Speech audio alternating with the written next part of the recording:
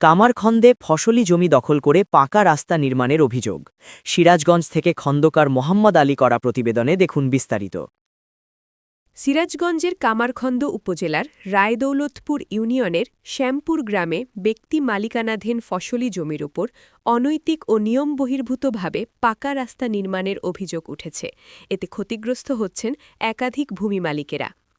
ভূমি মালিকদের অভিযোগ, কোনো সরকারি রাস্তা না থাকলেও এলজিইডির একটি প্রকল্পের আওতায় নকশা বহির্ভূতভাবে ৬৪০ মিটার রাস্তা নির্মাণের উদ্যোগ নেয়।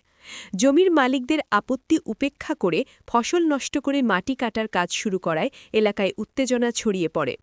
বিষয়টি বন্ধের দাবিতে উপজেলা ও জেলা প্রশাসনের কাছে লিখিত অভিযোগ দেওয়া হলেও এখনও কার্যকর পদক্ষেপ দেখা যায়নি।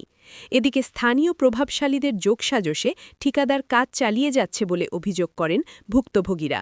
তারা দ্রুত সরজমিন তদন্ত করে ফসলি জমি রক্ষার দাবি জানান। কামারখন্দ উপজেলা নির্বাহী অফিসার বিপাশা হোসাইন জানান, অভিযোগের ভিত্তিতে দ্রুত প্রয়োজনীয় ব্যবস্থা নেওয়া হবে। আমাদের কোনো ক্ষতিপূরণ ক্ষতিপূরণের কোনো কথা কেন, আবার রাস্তা তো হইতেছে ওটা আমরা জানি না। সকালবেলা আমি ওই সরকার মাথা বন্ধ খাইতেছি, আমি গেছি কাজে, আমি শুনলাম যে কাজ করতেছে। আমি সাথে আমার ওই সরকার মাথা বন্ধ শেষ করে ওই মেশিন বন্ধ হয়েছে, তখন আমি আসি আইসাদের পরে এই যে ইনি যে বলছে যে রাস্তা মাটি কাটেন না, প্রশাসনের ভয় দিয়েছে যে প্রশাসনের শুনে লজ্জিত হবেন না, হয়ে যান চলে আসে। ঠিক আছে বলছে। হ্যাঁ ঠিক আছে। এর নাম কি? আশাফুল।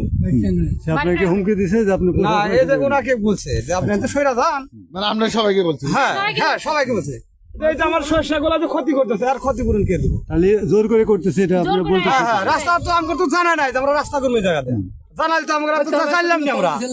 আপনাকে না জানা জোর করে হ্যাঁ আপনার এখন দাবি কি?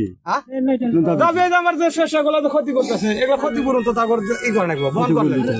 আপনার জমিতে রাস্তা করবে, এটা তো আপনাকে ওই জমিটা অধিগ্রহণ করে আপনার জমির মূল্য পরিশোধ করা লাগবে। হ্যাঁ পরিশোধ করতে হবে, এগুলো তো কোনো কিছুই না। খাস লাগে না, খাস জমি যায় ইচ্ছা মতন হ্যাঁ সব প্রত্যেক সম্পত্তি সব